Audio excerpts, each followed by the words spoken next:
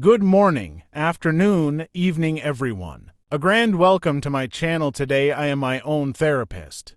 Today I want to speak to you not just about politics, but about us, about Singapore, about who we are and who we want to be. In just a short while, we will once again head to the ballot boxes. General elections are not just a political event. They are a reflection of our soul as a nation. They remind us that Singapore is not built by one party or one leader, but by all of us together. Over the past few years, we have faced many challenges. Housing affordability remains a deep concern for young couples. The cost of living continues to climb. Our aging population needs better support, not just medical, but emotional, social, and financial care. And amid all this, we are also navigating our place in an increasingly uncertain world. We have seen both mistakes and efforts from our leaders. Some policies have helped, some have fallen short. But ultimately, governance is not about perfection, it's about heart, courage, and a willingness to listen. This election, we are also seeing new faces stepping forward for all the parties. It's almost as if we have hit the reset button. And for me, I think representation is very important. As an MP, you are not only representing your GRC, but you are an image of how people will look at Singaporeans. It is astonishing to see people who can't speak English properly,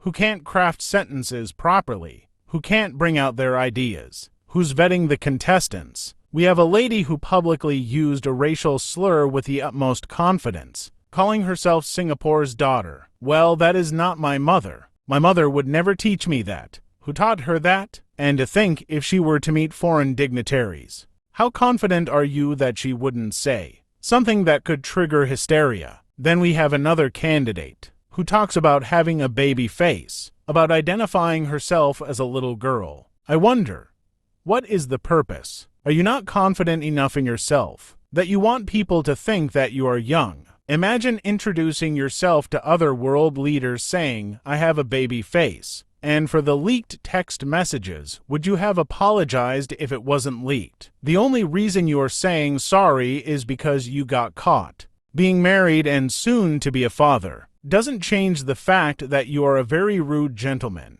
I saw someone defend this rudeness by implying that everyone has said it before. Madam, you may be right. No one is a saint. Everyone has cursed before, but he got caught. Even he knows as a public figure his words carry weight. It is what it is. You can't possibly tell me there isn't a better candidate in Singapore. Again, accountability. There are also multiple people that were convicted of breaking the law, yet being able to run. You put your faith on people that tell lies publicly. But at the same time, we must also ask the right questions. Almost 6 million people in Singapore. And this is the standard that we could come up with. Because politics, let's be honest, is a brand. Most of us don't have time to study every candidate's history or read every party manifesto from cover to cover. We vote based on what feels familiar, what feels trustworthy. It's human nature. It's like when I ask you, what's your favorite airline? Most Singaporeans will instinctively say,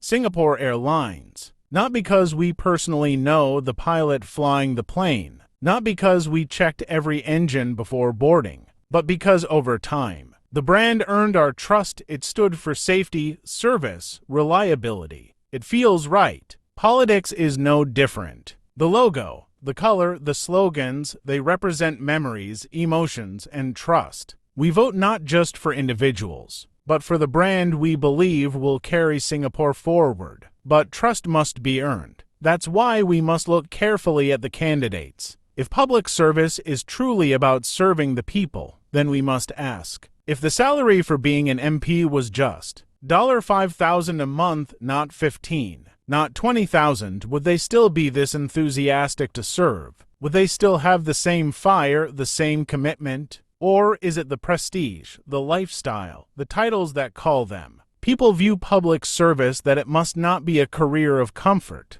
It must be a calling of sacrifice. It must be anchored in humility, duty, and love for the people, not love for status. And even as we hold politicians accountable, we must hold ourselves accountable too. We have seen, in recent months, the ugly side of division. We forget that Singapore's magic was never about being perfect. It was about embracing imperfection together. It was about building bridges, not walls. About understanding that different races, religions, and languages are not threats, they are strengths. Let us never let politics tear apart what generations before us fought to build. Not Lee Kuan Yew, not David Marshall, not Goh Keng Swee, not S. Rajaratnam. None of them built Singapore by splitting us apart. They built it by holding us together. And so must we. At the end of the day, political parties come and go. Candidates come and go. Policies change. But Singapore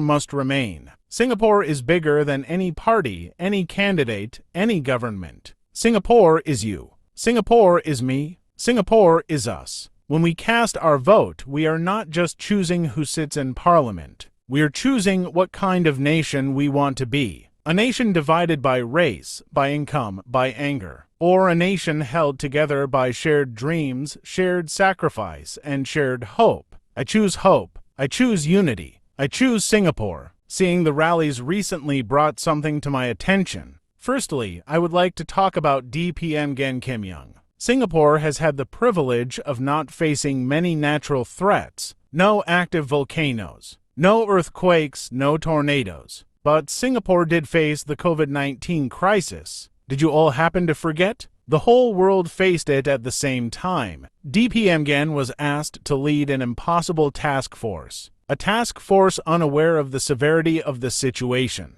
But they damn well did right by us. Every other country crumbled, but we stood tall. We were timely vaccinated. We were locked down to prevent further spread. This man made decisions many people may not be able to understand, but is why you are probably alive today. So do not think he is just an outsider to Pungal about the alliance deal that people are so concerned with. It is not my place to talk about it. I'm not an expert on that subject matter, so I do wish that they come forward to explain how that deal has affected everyone if it has. Everyone should be held accountable for their actions. On that note, I would also like to add that I understand why. The opposition will never be successful. It's simple, really. There is a leader of the opposition, but yet there are 13 opposition parties. You see the problem here. There is no unity, and everyone from each different opposing party is trying to be a leader. Here's some advice. The opposition should come together as one, led by the leader of the opposition.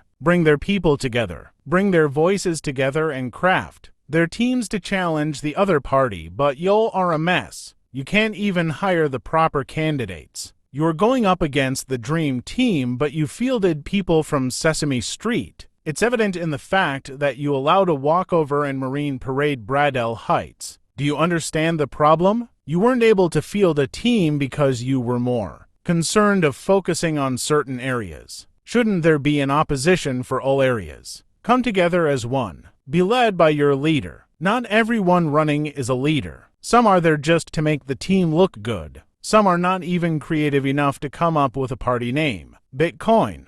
Really. The same logo. Most valuable party. Is Jake Paul running for the elections? If you are not able to simply think outside the box for a party name, I think you should just sit at home. You're not going to be able to generate new ideas. And let me say something for all parties that I noticed no one has said. I truly detest the verbal sparring. Talking bad about the other person. It's distasteful. There's no class, no decorum. If you are confident that in the past 5 years, you have made an impact for your residents or for Singapore, simply say, ladies and gentlemen, you know what I have done, you know what I can do. But not a single candidate has that confidence to say this. So, dear candidates, ask yourself, did you do what you really said you were going to do? What could you have done better? What are you going to do better? Talk about these instead to throwing jabs at the other candidates. We know who deserves to lead us at the end of the day. The rest are just theatrics, clout chasers. We do not want that. You have seen the interviews, the podcasts. You know,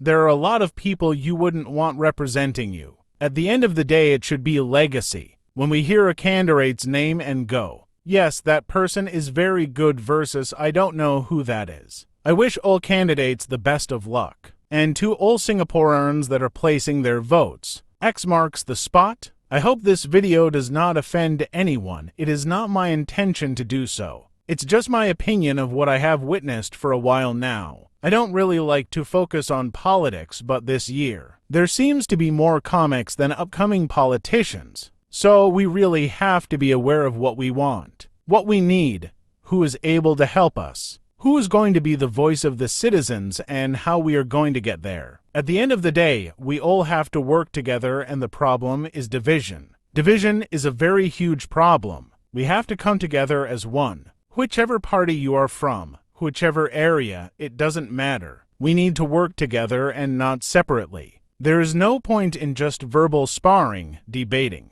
being aggressive towards the other candidates. Just be honest. Be truthful. Say what you want to say. Talk about what people on the ground have said. Do your research. Find out what the problems are and move from there. I believe everyone wants to help. I believe everyone, including those not in the parties, want to help. I don't think only these candidates are capable of wanting to help or to serve the community. There are more people willing to do so. There's a lot of videos, memes out there making fun of certain candidates, and we can see the quality that is being presented. Other countries are going to be watching. US, and how can we show them that this is our standard? Is this the best Singapore has to offer? We need to be represented formally, properly, with grace, class, and decorum. Experience is important. Learning is equally important. Just based on the rallies, you can see the level of intellect present. A lot of things were said that did not go very well. It's important to tell the people what you are able to do for them.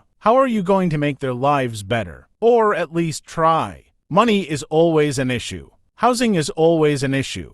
Healthcare is always an issue. Schools are an issue. Bullying is an issue. There are so many problems present. The ground is always dirty. It's always messy. We need to help each other to fix these problems. And the people want to know what is being done to mitigate all these issues. You talk about an alliance deal, but not about a teacher getting assaulted by a student with a penknife. We need to help one another, election or not. To end this, I wish all candidates the best of luck, and please do better in the next 5 years. From a fellow Singaporean, do like, subscribe, and follow, as I will be sharing more about other topics. As you know, I'm my own therapist.